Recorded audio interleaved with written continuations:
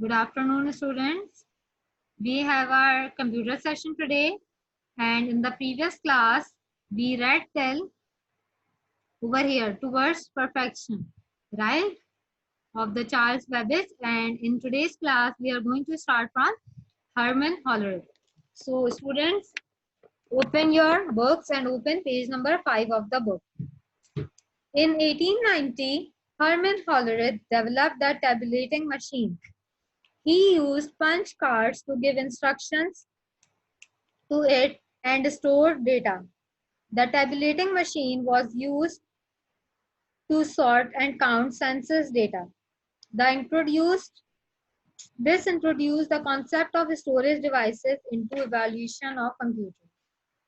बेटा अब अगर हम हर्मन हॉलरिथ की बात करते हैं तो 1890 में हर्मन हॉलरिथ ने एक मशीन जो है इन्वेंट की, डेवलप की.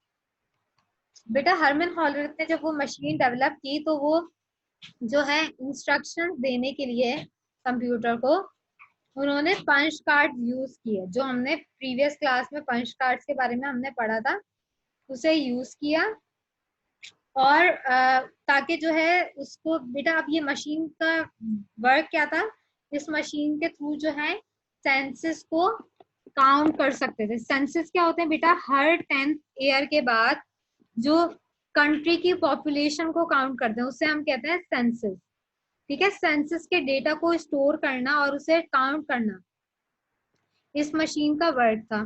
ठीक है, उस मशीन का नाम क्या था, टेबुलेटिंग मशीन. और ये इंट्रोड्यूस हुई थी ताकि स्टोर कर सके हम डिवाइसेस को कंप्यूटर के अंदर. ठीक है students, now we have the electronic computer. In the 20th century, computers were using electric power to process information. These computers developed more rapidly than earlier computing devices. Computers have been classified into generations. Let's look how each generation contributed to the development of modern digital computer. बेटा अब जो है 20th century में ऐसे computer आने लगे जो electric power मतलब इलेक्ट्रिसिटी यूज करते थे ताकि इंफॉर्मेशन को पास कर सकें. अब बेटा ये कंप्यूटर्स जो हैं जनरेशन के हिसाब से मतलब first generation, second generation, third generation, fourth generation and fifth generation. ठीक है, तो बेटा 5 जनरेशन ऐसी हैं जिनमें जो है कंप्यूटर्स को बनाया गया. ठीक है, अब कंप्यूटर्स को कैसे क्लासिफाई किया जाता है, उनके जनरेशन के थ्रू. अब हम स्टार्ट करेंगे from first generation. The first generation of computer. अब बेटा फर्स्ट जनरेशन के कंप्यूटर कहाँ से कहाँ तक यूज हुए, 1942 से 1955 तक जो है फर्स्ट जनरेशन के कंप्यूटर्स यूज हुए.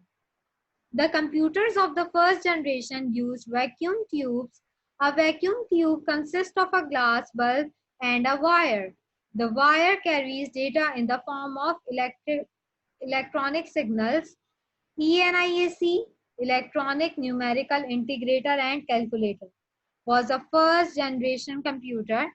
It contained nearly 19,000 vacuum tubes and weighed about 27 tons. Some other computers of this generation were EDVAC and EDSAC. First generation computers were very large, made many mistakes, produced a lot of heat and were difficult to move from one place to another. अब बेटा अगर हम first generation के computers की बात करें तो first generation के कंप्यूटर्स जो हैं बेटा वो यूज हुए 1942 में बने और 1942 के बाद 1955 में जो है उनका एंड हो गया. अब इसका एंड होने का ये मतलब नहीं है कि आजकल है ही नहीं, वो कंप्यूटर हैं लेकिन वो बहुत कम यूज होते हैं. अब बेटा ये कंप्यूटर जो है वो किससे बने हुए होते थे, ये कंप्यूटर जो है वैक्यूम ट्यूब से बने हुए होते थे. अब बेटा वैक्यूम ट्यूब्स क्या होती हैं, वैक्यूम ट्यूब के अंदर जो है ग्लास होता है, बल्ब होता है और वायर होता है जिसमें जो है बेटा डेटा जो है उसमें स्टोर हुआ होता है. ये जो आप लोग फिगर 1.6 में देख रहे हैं इसे हम कहते हैं वैक्यूम ट्यूब. ठीक है बेटा, इससे बने हुए होते थे फर्स्ट जनरेशन के कंप्यूटर. अब बेटा फर्स्ट जनरेशन के कंप्यूटर के एग्जांपल्स हैं ENIAC, मतलब electronic numerical integrator and calculator, ये फर्स्ट जनरेशन का कंप्यूटर था। और बेटा इसके अंदर जो है 19,000 वैक्यूम ट्यूब से बना हुआ होता था ये, ठीक है। ये छोटे छोटे से ट्यूब्स होते हैं जो ग्लास से, वायर से और बल्ब से बने हुए होते हैं। तो 19,000 वैक्यूम ट्यूब से बने हुए होते हैं। और इनका वेट जो होता है बेटा वो होता है 27 टन्स, ठीक है। 27 टन्स इनका वेट होता है। और बेटा इस जनरेशन के कंप्यूटर्स की दूसरी एग्जांपल्स ये हैं एडवेक और एडसेक, ठीक है। अब बेटा जब ये 19,000 वैक्यूम ट्यूब से बना हुआ होगा और इसका वेट 27 टन होगा, तो बेटा इसका मतलब ये है कि फर्स्ट जनरेशन के कंप्यूटर्स बहुत ज्यादा बड़े होते थे और ये जो है बेटा मिस्टेक्स भी ज्यादा करते थे, ठीक है। फर्स्ट जनरेशन के कंप्यूटर्स बड़े तो होते थे लेकिन फर्स्ट जनरेशन के थे तो मिस्टेक्स भी ज्यादा करते थे। और बेटा जब इनको ऑपरेट किया जाता था तो ये ज्यादा हीट प्रोड्यूस करते थे। और जब ये बहुत वेट इनका ज्यादा होता था तो इनको एक जगह से दूसरी जगह मूव करना बहुत मुश्किल होता था। Now coming to the second generation of computer, 1956 till 1964.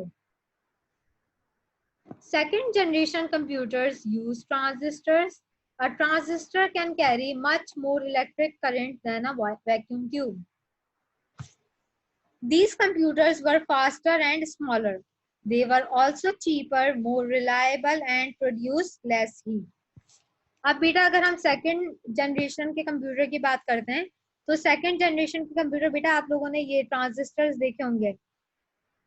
ये छोटे छोटे सेल्स के टाइप्स के होते हैं। अगर हम कोई भी अपनी मशीन मतलब अपने कंप्यूटर्स वगैरह अगर ओपन करें तो बेटा ऐसे ट्रांजिस्टर्स के टाइप के हमें शो हो रहे होते हैं, छोटे छोटे से स्मॉल पार्ट्स होते हैं, ठीक है। तो सेकंड जनरेशन के कंप्यूटर जो है ट्रांजिस्टर से बने हुए होते थे। और ट्रांजिस्टर जो है बेटा ज्यादा इलेक्ट्रिक करंट जो है वैक्यूम ट्यूब से ज्यादा इलेक्ट्रिक करंट कैरी करता था। और बेटा जो सेकंड जनरेशन के कंप्यूटर होते थे वो फास्टर होते थे, मतलब ज्यादा जल्दी काम करते थे। और जल्दी काम तो करते थे लेकिन ये फर्स्ट जनरेशन के कंप्यूटर से ज्यादा सस्ते भी होते थे, इसको यूज भी इजीली कर सकते थे हम, और ये लेस हीट प्रोड्यूस करते थे।